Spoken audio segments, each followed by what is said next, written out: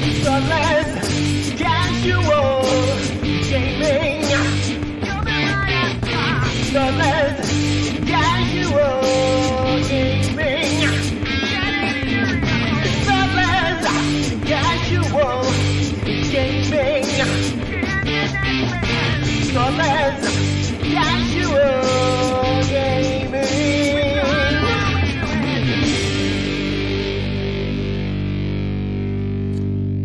Hello, you are listening to Thoughtless Casual Gaming with Brett and Jace. We are a Geelong-based gaming podcast where we play some games badly and then talk crap about them.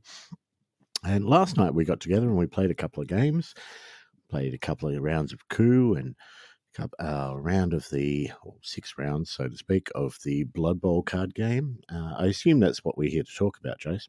It is not at all what we're here to talk about. Oh. Did something else happen? Oh. I feel like this means that we now have at least 2 things wrong in the first 30 seconds. So 2 things have happened. 1, you've mentioned games that we're not going to talk about. Okay. And 2, you said you're listening to. Nobody is doing that. Look, we've got a press. We've got a reputation to uphold here. We're in that top 100 for a reason. That bottom end of the top 100 for a reason. Finally cracked the ton. So last week it was only a week ago. It was only a week ago. Feels like it's such a oh my god. Anyway, plenty of time to be thinking of the next one. But last week we ran Thoughtless Bowl 3, a very serious Blood Bowl 7s event.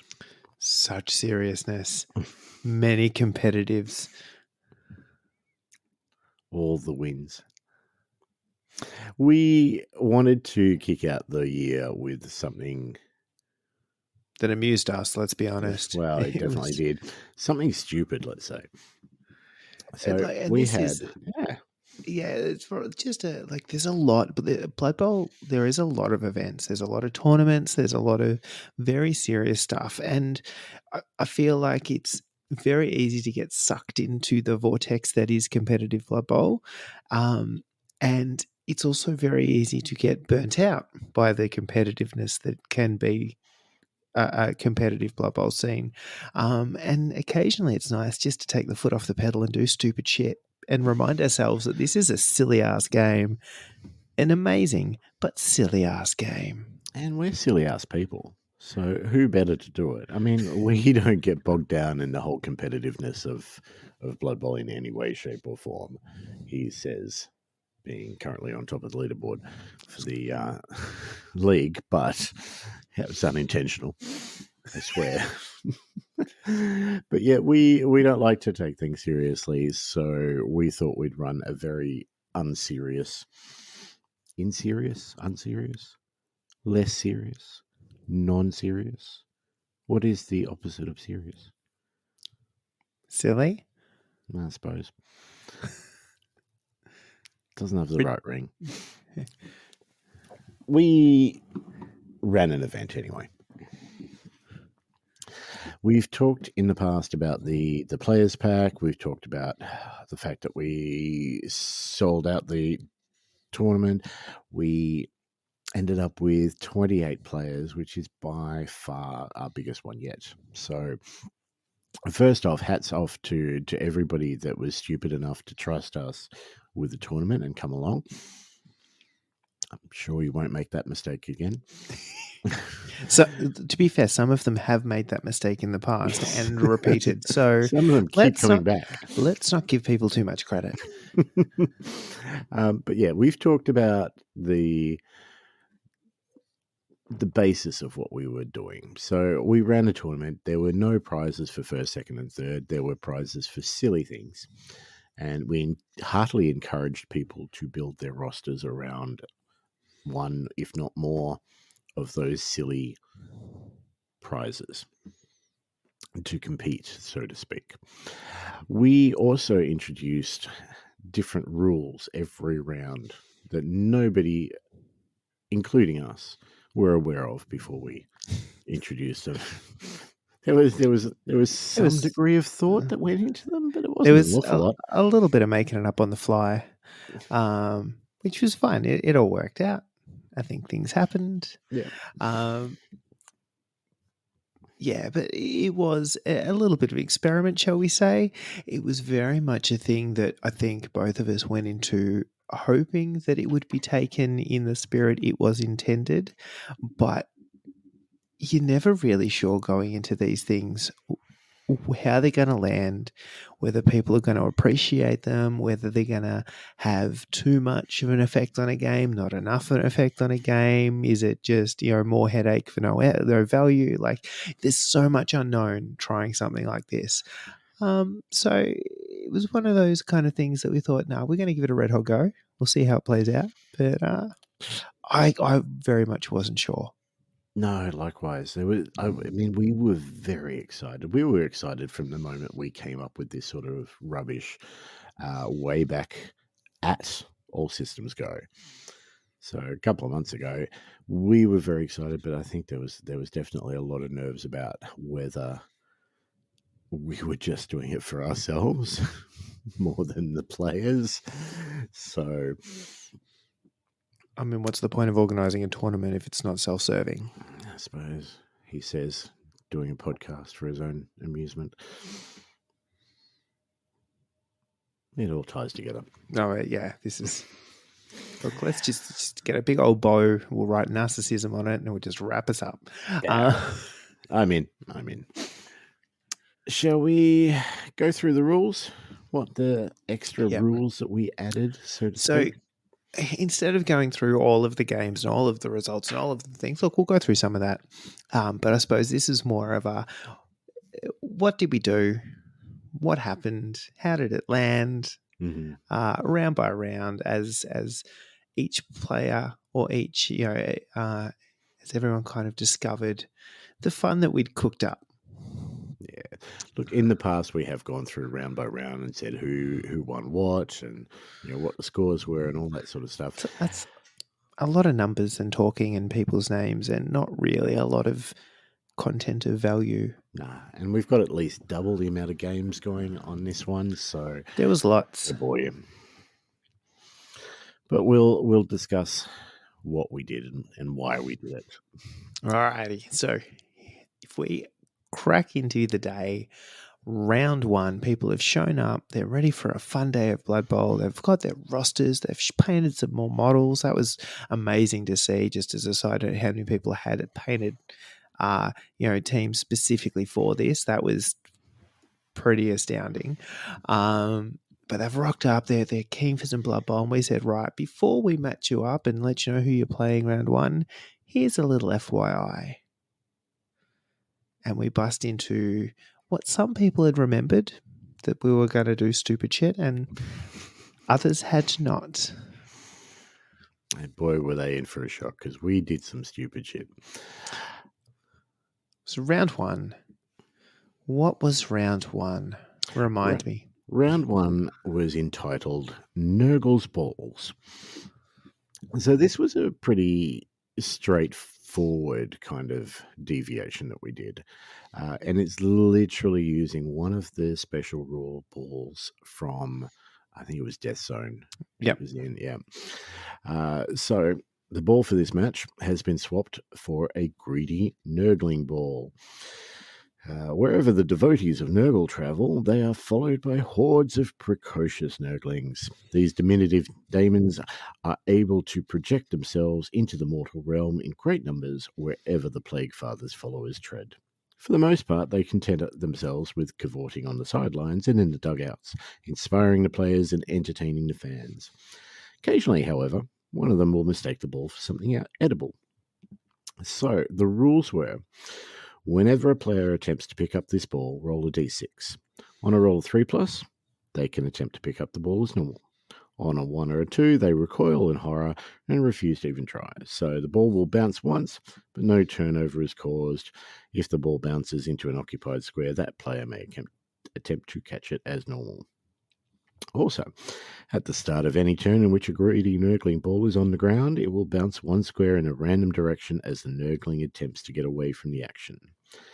If it bounces into an occupied square, the player must attempt to catch the ball, but will suffer an additional -1 modifier as the Nurgling attempts to fight them off. If the player fails to catch it, or if the square is occupied by a prone or stunned player, the ball will bounce again. Finally, should any player begin their activation in possession of this ball, roll a d6. On a roll of 1, the Nurgling's enthusiastic struggles prove too distracting, and the player must reduce their movement by 1 for the duration of this team turn as they squabble with an overfed Nurgling. So there's a lot of words, right? It The is. crux of this is if you want to pick up the ball, you need to roll another dice before, and on a 1 or 2, you just don't, and the ball bounces. If the ball is on the ground at the start of a turn, it bounces. And if you start your turn with the ball or in activation with the ball on a roll of 1, you lose a point of movement. That were the 3 things that basically happened out of all those words, right? This, I feel like, was a hit in the grand scheme of things. I think in the Discord we've had a lot of chat from the people that went, and the Nurgling ball was definitely one of the favourites, I think. And look, let's preface this with, these are the rules that we laid out for every table. We stuck a little sheet down with all the rules. There were questions throughout the day, and I did what I usually do at work, which is just make something up on the fly. Yeah. And if people forgot that the ball was a Nurgling ball for a couple of rounds or whatever, that was on them. We're not going to enforce things, but this is the rules that they should be playing with. Yeah. Look, and I guarantee that there were times where people started an activation and forgot to bounce the ball first, and that kind of stuff is going to have happened, and I don't care. I think this was fun. So I was playing as we had odd numbers. So I was that 28th player. And we happened to have, I think it was a blizzard. Yes, going around, there were a number of games where it was a blizzard or torrential rain or whatever it was that made it harder to pick up the ball in the first place. And there were a lot of curses and failed pickups and all the rest of it. Yeah. I was actually, which is good. I loved it. And I think that was, it was just an extra level of just fuck you from Nuffle. I loved it. The other one that got asked a couple of times, and I'm not sure if I ruled this the same way you did, right? But if you attempt to pick up the ball, you don't, on a 1 or 2, you don't pick up the ball. You don't even try. The ball will bounce. Can you then pick up the ball again? I mean, I think it doesn't actually give you too much information. These rules are straight from Death Zone. It does say they recoil in horror and refuse to even try. So, I mean, kind of, you can read into that's it. They're not going to try and pick it up that round. For shits and giggles, I just said that people could. Yeah. I mean, that ball is bouncing. It's costing up more of their movement to try and do it again. And it involves more dice rolling, which is never a good thing in Blood Bowl. So have at it, people. That's the way I ruled it. No, I played exactly the same way. I went, oh, look, there's an argument that says that you can't pick up the ball. But normally if you fail to pick up the ball, right, it's a turnover, and that's why you can't do it a second time. We don't have a turnover situation. And if you want to use more of your movement, roll some more dice and do some more stuff, go nuts. It was all about having fun, and failing to pick up the ball multiple times is my definition of fun for that round. And the more attempts, the more fails. And the more fails, I think absolutely the math checks out.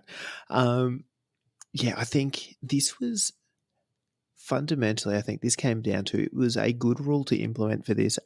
It wasn't super complex. No.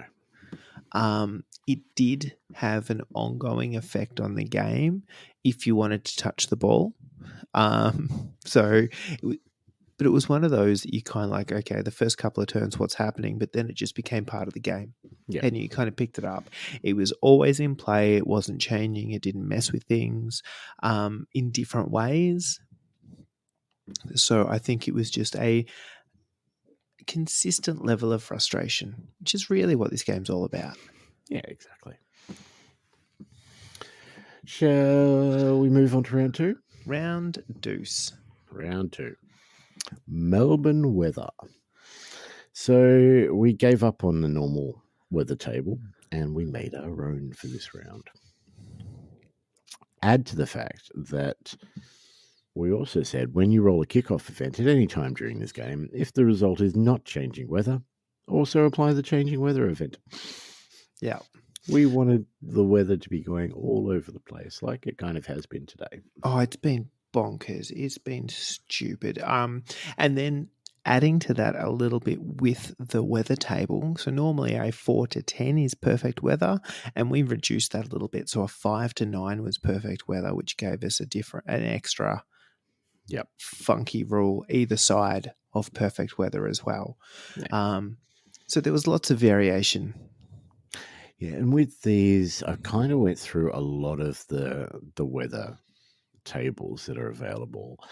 There's some in the Spike magazines, there's some in Death Zone, there's some all over the place. And I kind of chose a few that I liked the sound of and maybe tweaked a couple and maybe made one or two of them up myself. Yeah. So I think, we needed one last one, and you and I were both racking our brains, and we thought, it's got to be along this theme. And then we both pretty much wrote the same thing and said it to each other. So we were totally on the same page there. Yeah, absolutely. And it was trying to find ones as well that we had people specifically playing for, different awards. So how can we either mess with those or help them along depending on what they were doing as well. So that had a little bit of a factor into it. But effectively, so our weather table for this, so remember, every time you don't get perfect weather, or every time you don't get changing weather, you also get changing weather. The weather changes every single time you have a kickoff event. It's we the best. wanted as much weather changing as possible. So, the first one, on a 2, Khorne's Fury. There's not enough blood for the blood god. To speed things up, randomly select 2 players from each team. These players get +1 strength and frenzy until different weather result is rolled. When a different weather result is rolled, these players must immediately roll on the injury table. Yep. I loved this, can I just say? I thought it was fantastic because, especially with changing weather every kickoff, that's not going to stick around for very long. There are going to be 2 players on each team very quickly. It's just that moment where you get, holy shit, the drugs have just kicked in. I need to murder somebody before I collapse. And that was so much of what was going on there. It's like, oh shit, how long is this drive going to last? How long is this weather going to last? Because I really enjoy having a strength 3 frenzied halfling. Yeah. I was going to make the most of him. And those players were rolling on the injury table relatively quickly. I mean, it was bound to be messy in some instances. But stun, 7, happy days. There's a chance they could die, sure, but meth's a hell of a drug. On a 3, so that was only the first one, right? 3, Slaaneish's tentacles. The fingers of the pleasure god rise up from the ground. Ooh. At the start of each player turn, roll a d6. On a 1, randomly select a player on the pitch from the active team and roll armor. If armor is broken, no injury roll is made, but they're stunned. Does not cause a turnover, even if that player had the ball. So basically, if you roll a 1... one of your random guys is falling over. Somebody falls over. Yep. Regards. Relatively tame, comparatively anyway. Could have been worse. Yes. Number 4. Winds of magic. So eerie gusts of wind blow through the stadium, freakishly, in whichever direction is needed at the time. If the ball is thrown, then the wind lifts it and carries it further than seemingly possible. So reduce the passing modifier for the distance by 1 for every pass action made. In addition, any successful interceptions must be re-rolled. Basically meant, yeah, if you were throwing 7 squares instead of being a long pass, it's going to be a short pass. Meant that passing teams had a little bit of a bonus if they got this one. And we did have an award for most successful completions. So, that was just an extra little nudge in the right direction for them. It was. Especially considering one of the other ones completely screwed that sort of team. Screw those guys. Yeah. 5 to 9, perfect weather. No fun. No. Roll again. Yeah. All right. What do we have after that? Number 10. The winds of change. So we have winds again. Zinch has decided that the ref would look better as a spawn. So until the weather changes, players cannot be sent off for fouling, as the officials search desperately for another ref. We also had an award for most fouls, most successful fouls. It's like somebody thought this through slightly, a little bit. I know somebody would have had a multi-foul desperate measure and no ability to get sent off, and it would have been the best thing in the world. Look, I definitely had a few teams get excited when this one came up. So, yeah, this one, I think, in particular, was a bit of a hit, especially with some of the teams that were trying. Number 11, Chaos Fog. Yeah, we mentioned passing teams. Passing's too strong in this game, let's be honest. So Nurgle is tuned in to watch, but with him come the flies. Due to the poor visibility, players may not perform pass actions. Additionally, players may not declare a blitz action against any player that is more than 3 squares away. This one I liked. No passing. Yeah. Just shut it down. Screws it over slightly. It creates scenarios where you're going, I'm going to blitz. Oh, no, I can't blitz that guy. He's too far away. That happened a number of times. Yeah. Where people are like, especially that first turn, I'm 6 squares away. I'll declare a blitz with my rat ogre. Well, you can't declare a blitz action against somebody you can't see. Yeah, you've got to be declaring the blitz against a particular person, even if you don't end up hitting them. So no blitz for you. Unchannel Fury suddenly becomes a bitch. Anyhow, so that was just no passing. Regards. Sure, you can hand off, but do not use your pass stat. That is all. And number 12, the last one, Crimson Downpour. Blood rains down on the pitch. Any attempts to rush will fail on a roll of 1 or 2. Everybody has drunkard. Additionally, if a player is pushed back from a block, that player rolls a d6. On a roll of 1, they slip and fall over as if the block was successful. We start off with blood on a 2. We get it with again on a 12. I mean, I really liked these weathers. Like, I thought they were nicely tied in. Like by us making them all about the Chaos Gods, it kind of tied them in a bit. But they were thematic and fun, at least when we were writing them. Yes. How are they to play?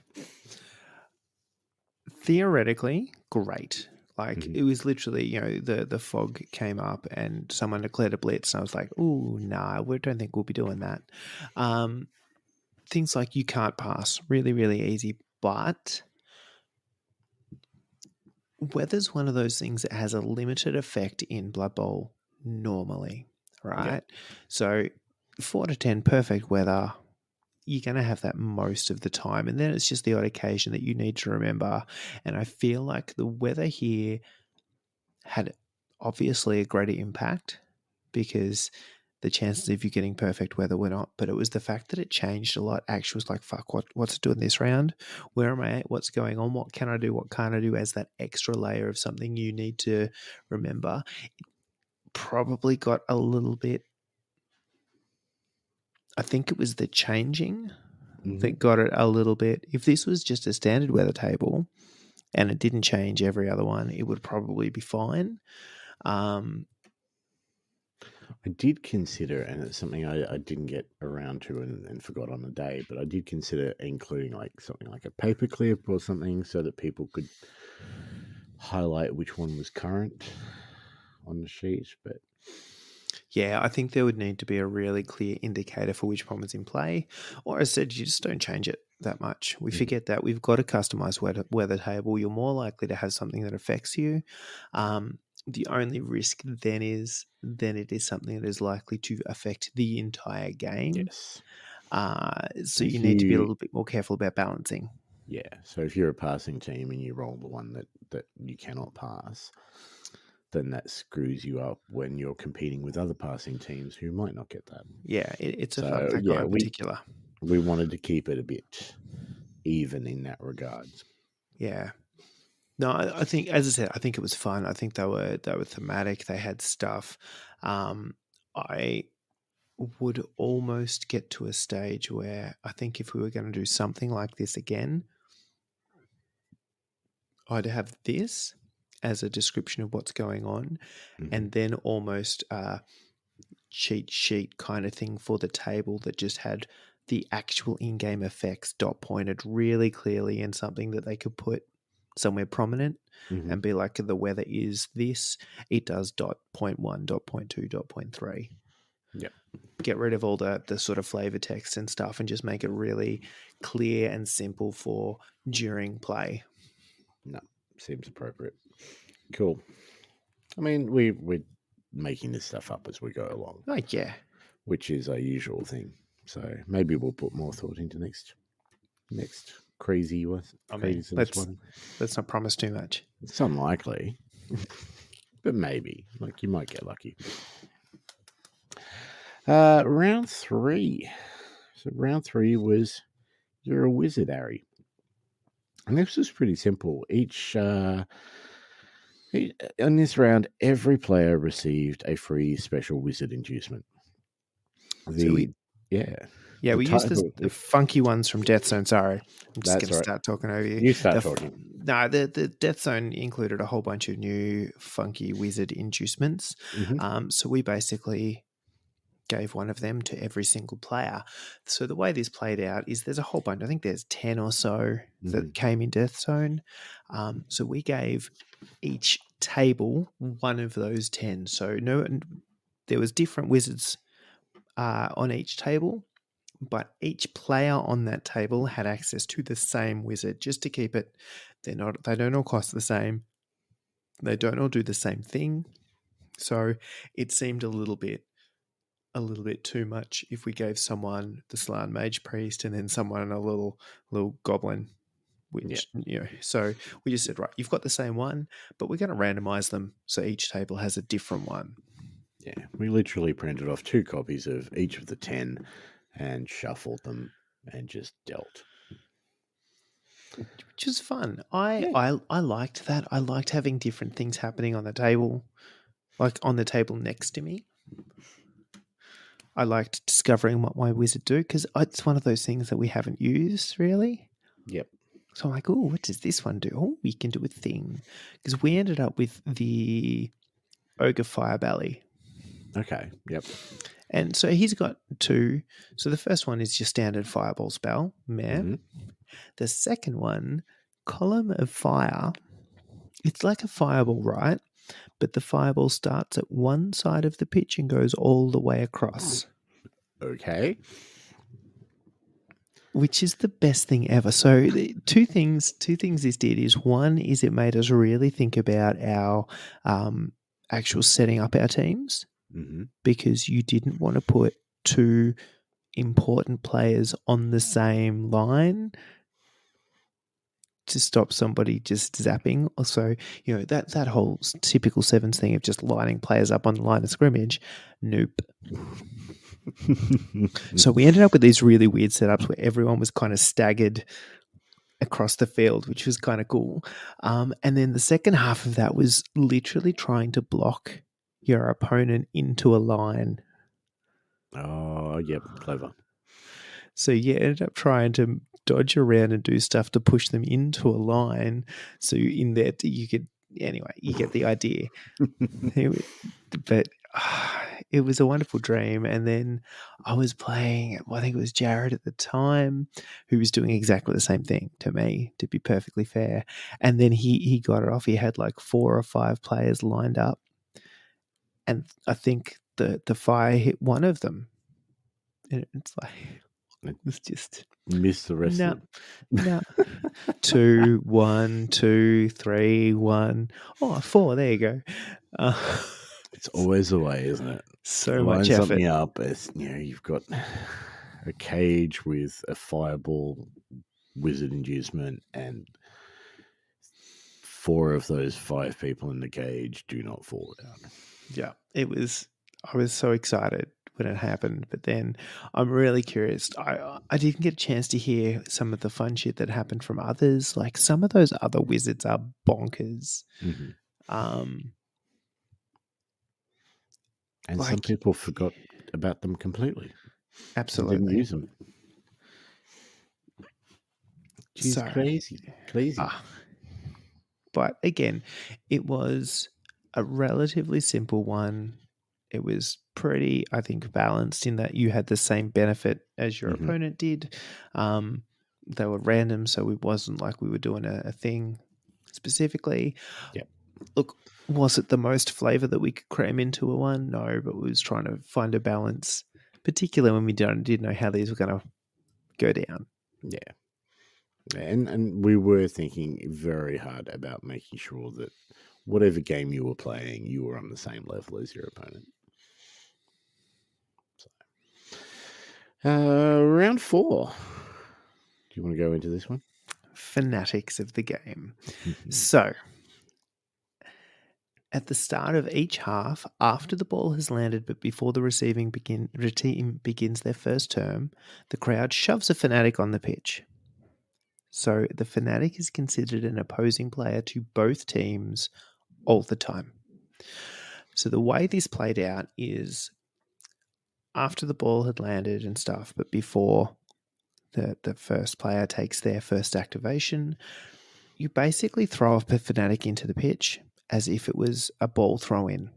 So the kicking team chooses where it comes in from in the neutral zone and not the line directly on the line of scrimmage. It scatters, so it could go straight ahead. It could go either way.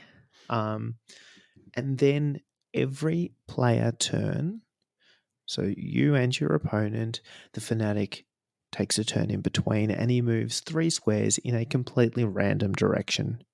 Does the usual fanatic things, and then if he goes out or if he gets murdered, but then he comes back next half. And that was just to make sure that both players had a chance to kick him at their opponent. Yeah. This is probably the one we've had the most feedback on. Yeah. And there were a couple of days after the tournament where people were still debating other ways. I mean, they were all seemed to be mostly for the I think ultimately the most feedback that we had was when you throw in a ball, it can go, it's on average going to go 7 squares, right? Mhm. So 8 squares away from the end zone, which puts it pretty firmly away. Like if it goes straight, it's on the other side of the pitch. If it's going on an angle, it's hitting a back corner pretty quickly, right? So I think most of the feedback was that they want the fanatic. Put in the fanatic. The chaos was good. However, he was just a little bit out of the picture. Yeah. That's pretty much the impression I got too. And I did see multiple games this round where the fanatic was behind all the players on one team. Yeah. And they just moved away.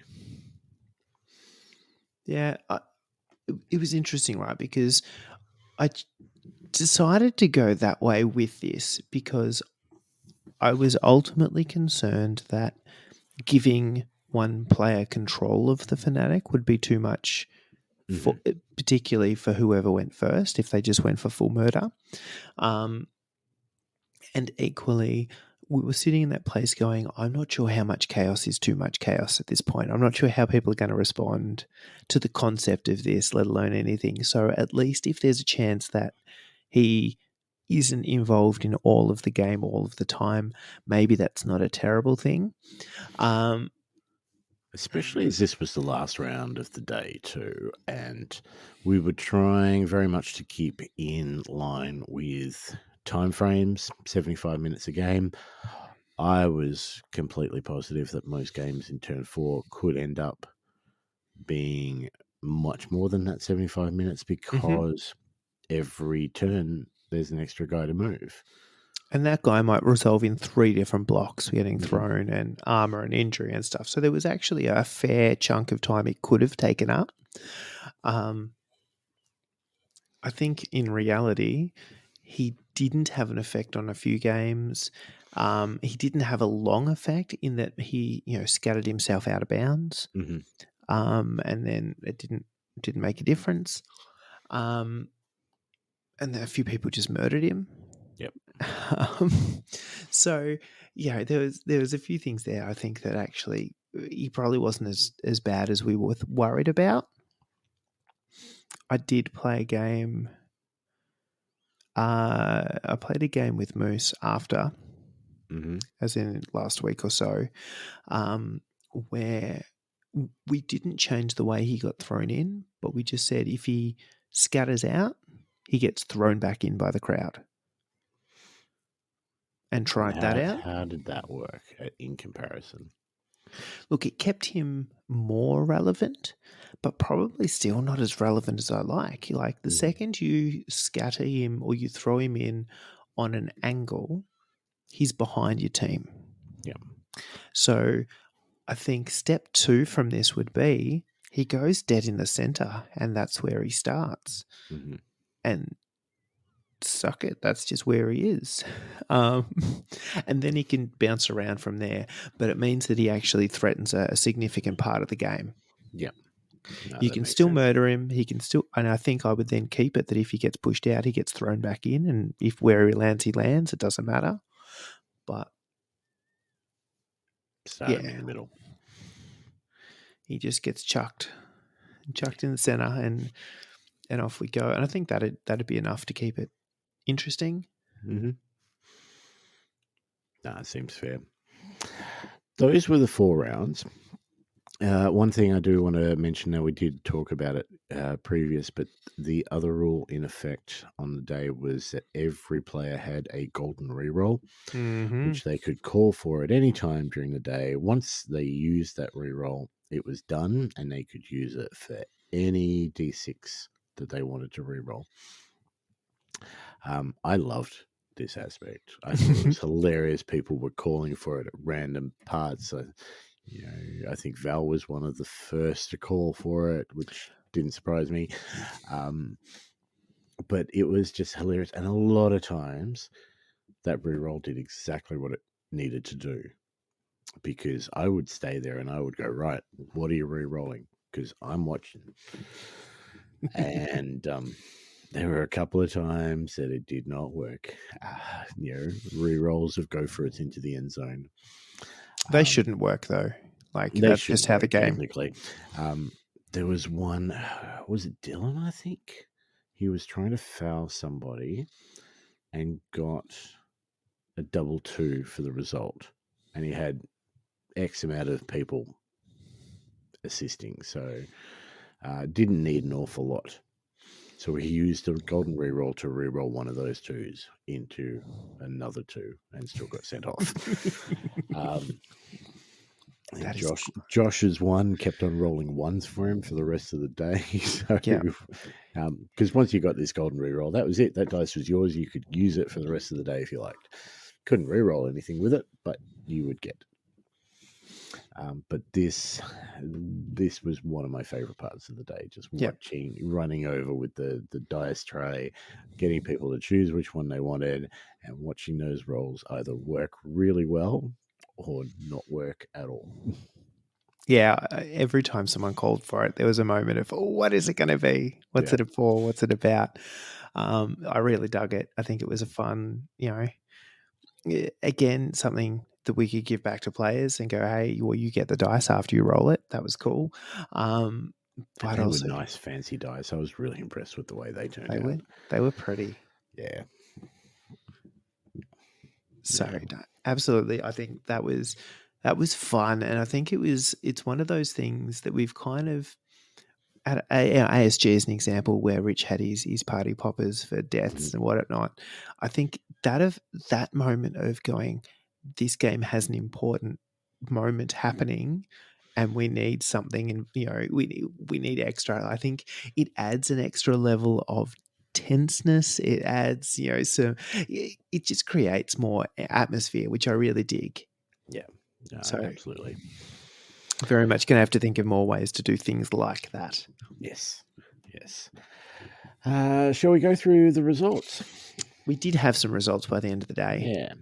So run through them quickly. So now this is 1st to 28th in points value, but for the majority of these, the points values didn't mean an awful lot because, like we said, no prizes for 1st, 2nd, and 3rd. So top of the ladder, Liam with Halflings, 89 points. 2nd was Will with Snotlings, 83 points. 3rd, Lee with Snotlings, 80 points. 4th, Tim M with Halflings, 79 points. There you go, top 4, all stunty teams. They were the only ones really playing for the points, I believe. Also accurate. Yeah. 5th, Moose, Black Orc, 74 points. 6th, Ben Lizardman, 67 points. 7th, Alice with Nurgle, 65 points. She was so impressed with this result. Like, probably the first time she started playing with the ball rather than just bashing people. But yeah, the one time it doesn't matter. Yes. 8th, Mark H with Nurgle, 63 points. 9th, Val with Woodell, 62 points. 10th, Pip with Orcs, 61 points. 11th, Marcus with Orcs, 58 points. 12th, John with Snotlings, 57 points. He came 12th on tiebreakers, beating Michael B on Black Orcs with 57 points as well. 14th, James, Stunty Lizardman, 54 points. 15th, Phil, Chaos Renegades, 53 points, beating it on tiebreakers. 16th, Tim C, Elven Union, 53 points. 17th, Craig, Black Orcs, 52 points. Incidentally, first time playing 7s for Craig. 18th, Michael D, incidentally, first time playing 7s with Michael. Snotlings, 51 points. And that was on tiebreakers. 19th, Dylan with Corn, 51 points. 20th, Matt B with Nurgle, 49 points. 21st, Josh Hales, 41 points. 22nd, Dylan G, Elven Union, 37 points. 23rd, Yelv with Stunty Lizardman, 35 points. 24th, Ant with Norse, 34 points. 25th was Jared L with Ogres, 31 points. 26th, Jared S with Snotlings, 27 points. 27th was you. Well done. Did it right this time. Halflings, 19 points. Well done.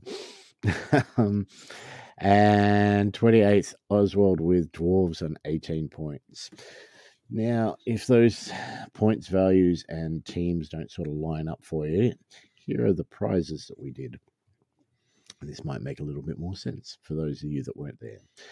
So the Master Builder prize, which we gave to the most creative list, ended up going to Yelf with his Lizardman for the sheer bravery of it.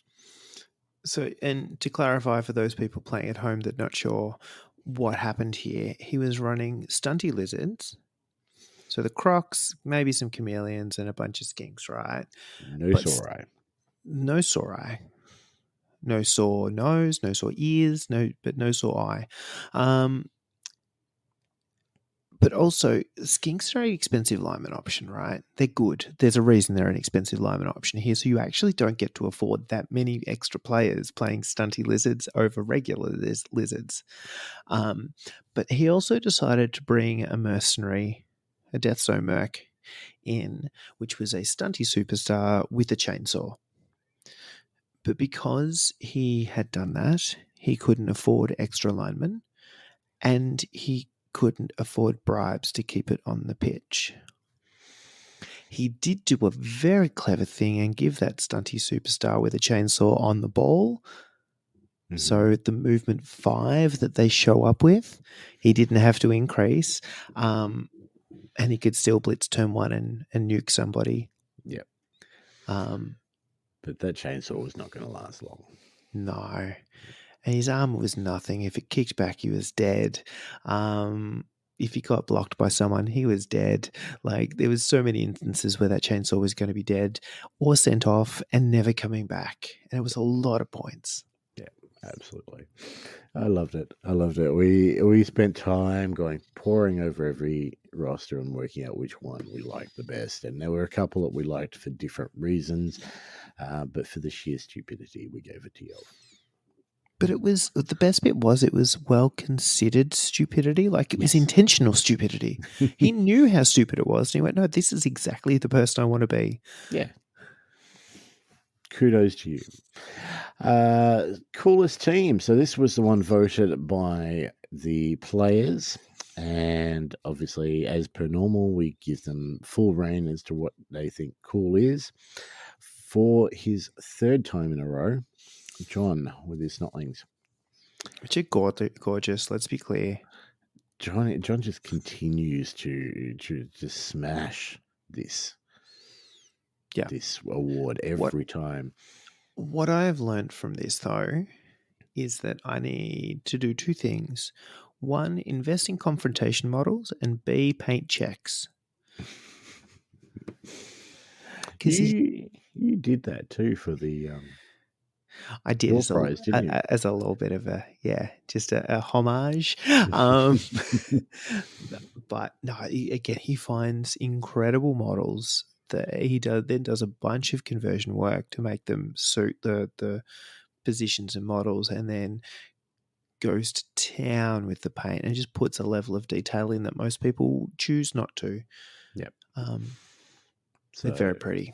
Well deserved. 3rd time in a row, as I said. So the only tournament he hasn't won coolest team is the one that he didn't turn up for. So yeah, well deserved there. Best opponent. So it was a long day. Let me preface this with this. It was a long day. I was doing lots of things. I had things going around. I was doing way more cardio than I should have, running around giving dice out to people. I screwed up on this one. First one to admit it. I obviously typed the wrong thing in the wrong area, and when I announced on the day the best opponent, I announced it incorrectly to the degree that it couldn't possibly have been. So, and to clarify this, and the math did flash through my head, and I'm like, this is not the time or place to question this. It probably should have been. Yeah. It probably was the time and the place. There was a moment there when you said somebody with 5 votes got in best. a 4-round day. Yeah. That doesn't work, but I assumed you just got the number of votes wrong. Well, I did. I put the number. Anyway, the actual winner of this, and we are fixing all of this up, and actually came through with 4 points. So every person he played voted for him as best opponent, and that was Josh. And knowing Josh, that is definitely a Josh thing. He is the nicest guy. Yeah. He also walked away with the door prize. So on the 2nd attempt, because I think we rolled it for, was it Phil first? Who said roll again? Yes. Yep. And so Josh was very happy with the end of the day, walking away with that Necro team which you painted, which he's now going to use in the next league. Mm-hmm. Which we're currently discussing additional positions for. Excellent. And do you have to paint those extra positions? Maybe we're discussing that. Oh dear. Next award was the best stunty team. We called it lowballing, and this was the only one which used the points, which is why we had 4 stunty teams at the top of the table. But Liam, with his halflings, took them away. The Nothing Special award for the person that came smack bang in the middle. I really enjoy this. Can I just point out that there's no gunning for last place. There's no it's just It's such a good idea. try and get there. Like, I mean, we've done Wooden Spoon awards before. I think everybody has. I've seen what did Target Acquired call it? Was the Not Quite Shit award, which was second last. Yeah. But yeah, Nothing Special. Right dead smack in the middle, where you're not going to win anything else. But it's very hard to do if you're actually trying to do it. But yeah, James with his lizards walked away with that. Peas get degrees. The most passes. This was an interesting one. This is a clear case of people going, I'm going to play this one. Yes. Yeah. Legitimately forgetting everything else about the game. Yep. So that went to Tim. So Tim C. So second place was Gertzy, who had, over the course of 4 rounds, 17 successful passes. Tim got 27. So, yeah. That's a lot of passing. It's a lot. And yeah, he still came 16th, 53 points. So, the next one, most successful fouls, Felicio Oswald with his dwarves. His team was built for fouling. Like, it came dead last because he did not care about the ball in the slightest. It was just a little death machine. I loved it. Yeah. Playing dwarves too. Like, it's not the cheapest. It's not like it's like I've got 8 different linemen I can just foul with because I have another 14 players. But no, he was still going to town and just 19 fouls, successful fouls. Glorious. Of the day. Lastly, the last award we did was Surfs Up, which was the most crowd surfs. This was the strange one for me because when we thought of this was probably the one I would have tried for. It's absolutely the one I would have tried for. I had a list ready. I expected a lot more Khorne teams, possibly Norse as well. Necro, Norse, Khorne, Dark Elves. Anything with Frenzy. Like, you could do some serious crowd surfs. Chaos Chosen. Yeah, lots of options. Yeah, lots of options, lots of different ways. Dylan C ended up the day with 5. So not an awful lot, but still enough to take out the award. Yeah. Funnily enough, on that same Fnatic game I played with Moose, I told him I'm going to bring Khorne and we're going to play for crowd surfs. And he brought Norse and we're going to play for crowd surfs. And both of us literally did nothing else but play for crowd surfs. Yep. Not a player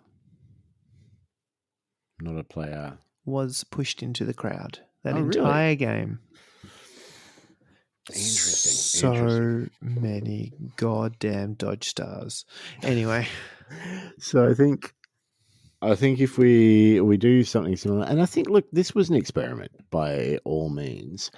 There were a couple of things I wanted to sort of take away from this. First of all, we weren't sure how this would work, but from the responses that we've got, I think it was an enjoyable tournament or event, let's say, rather than tournament.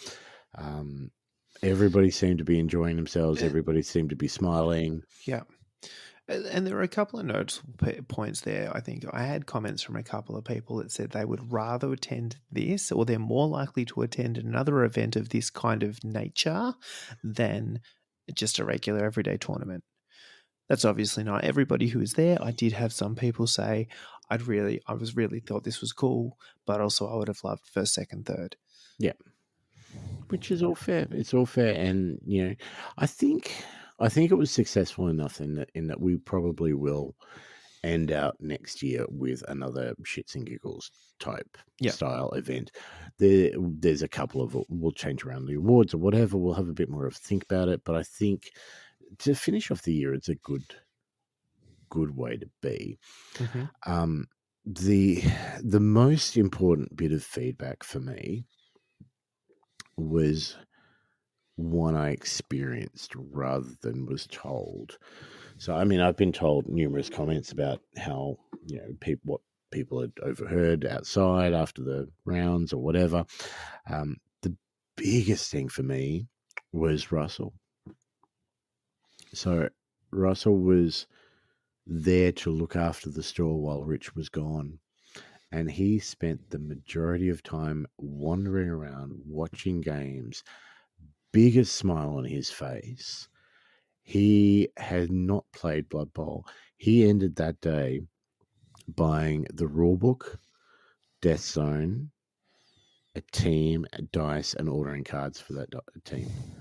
And that, for me, for somebody that has never played, to go that hard in after just watching, shows that whatever the case may be, whether it was the tournament, whether it was just the people or whatever, the amount of fun that everybody was having was contagious. Yeah, it was bonkers good fun.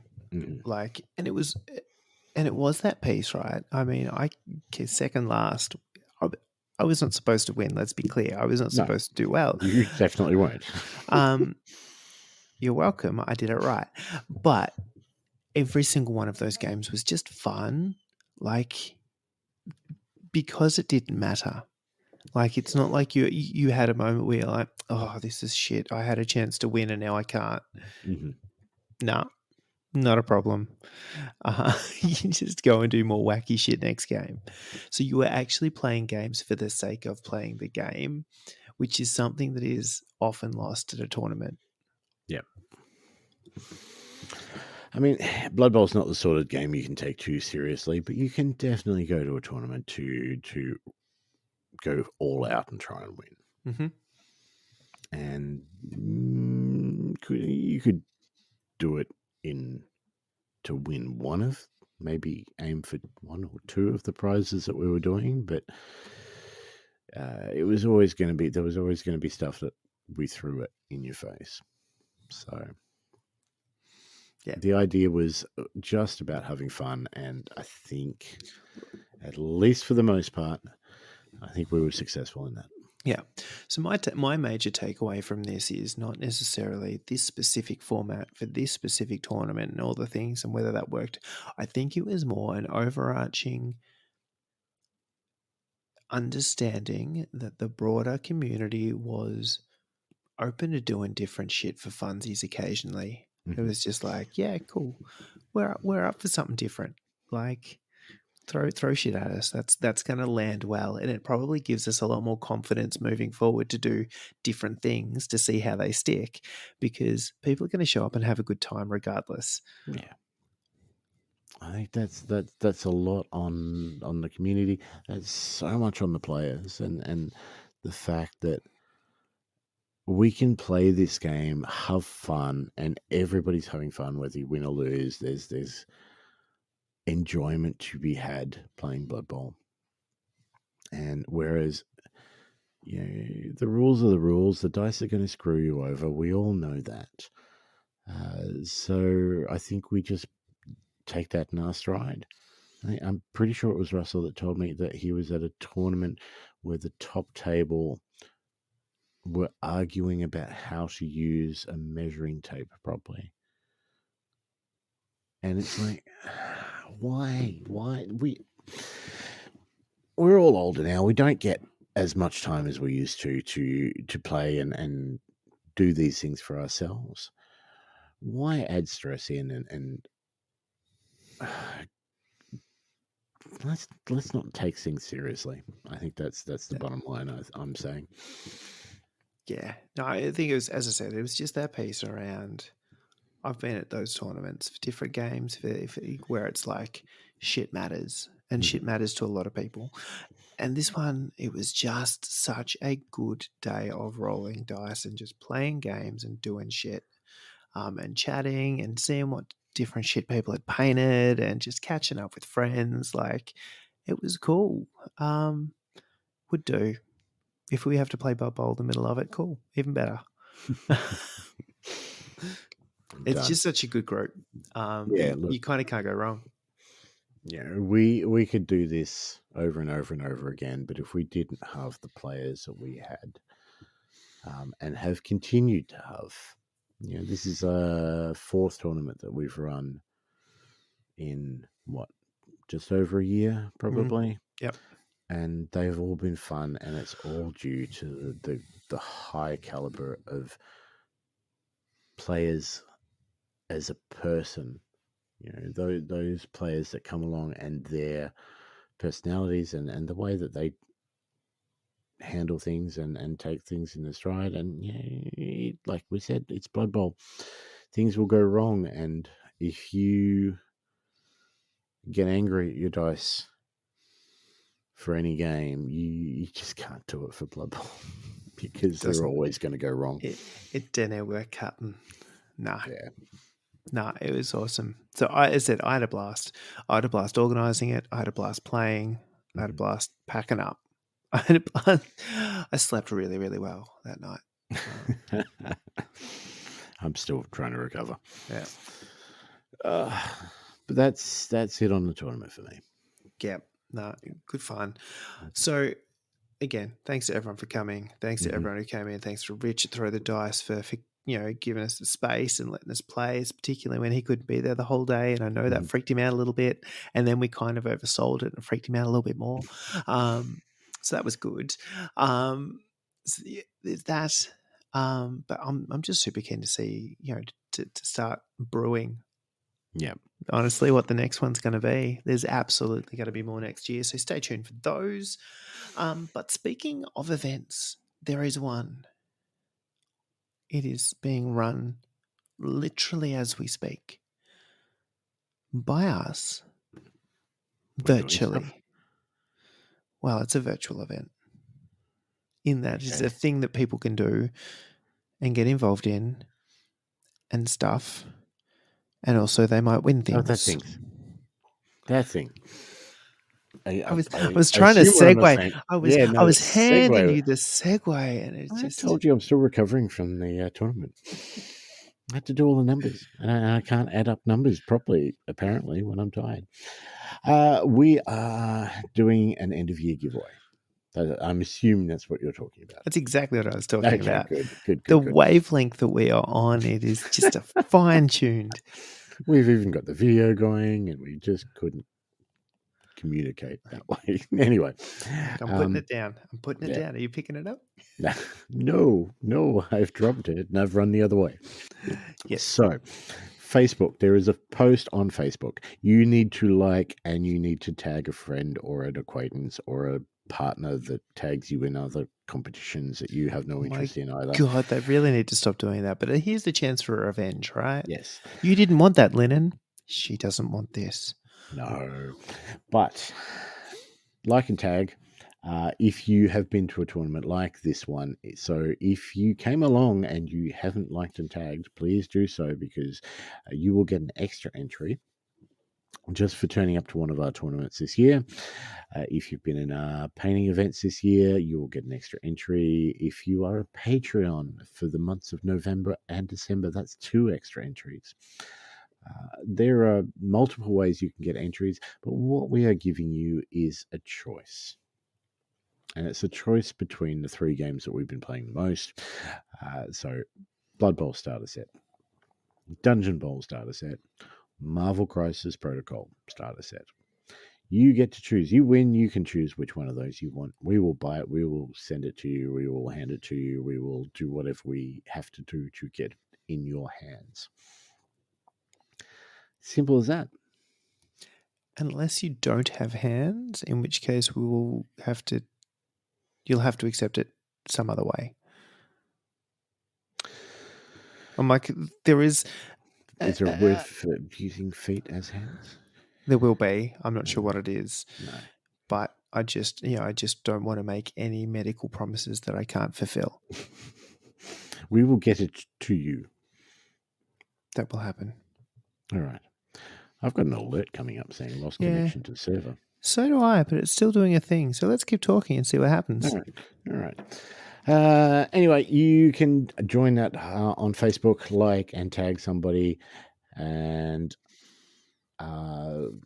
like I said, there are plenty of other ways that we will give you extra entries.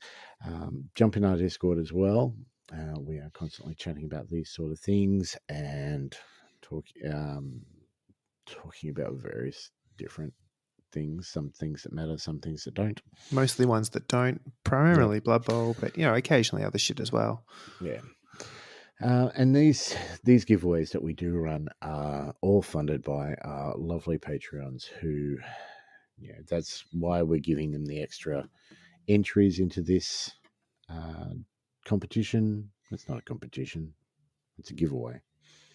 Extra entries into the giveaway because they're the ones funding it. They're the ones that give us the money so that we can afford to do these giveaways.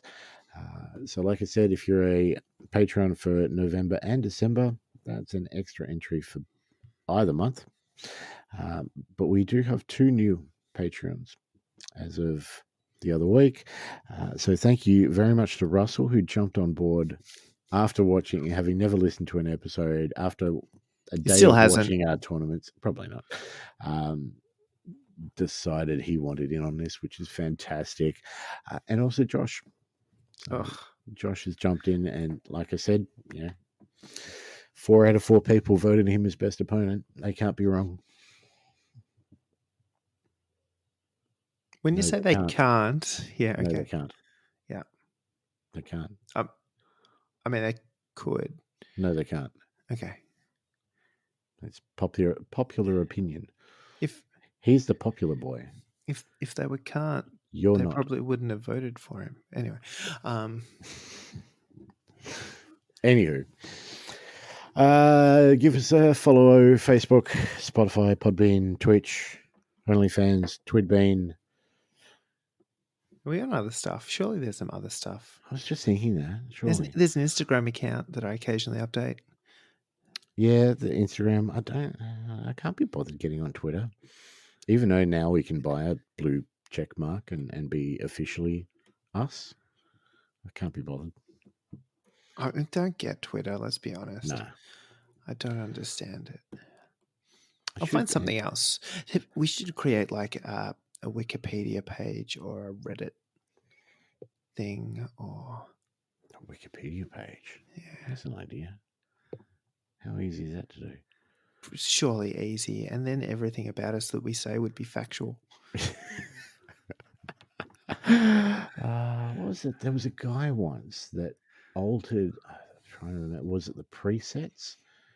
He altered their Wikipedia page to say that he was their cousin or something and used that to get backstage passes and free entry into a gig. That's glorious. Isn't it? Yeah. He deserves everything. Oh yeah, they gave him kudos. So yeah, we should do that. We should make our own Wikipedia. Yeah. All right, done. All right. Till then, people, thank you for suffering through yet another episode. But why? If you weren't there now, you could virtually be there. You know what we had to play. Yeah, like that's a win for everybody, right? Do some more wacky shit in your Blood Bowl games. Yeah. If you couldn't make it, then now you know what crap we put the people that could make it through. Anyway, till next time, laters. Catch. Thoughtless, casual gaming. Thoughtless, casual gaming. Thoughtless, casual Thoughtless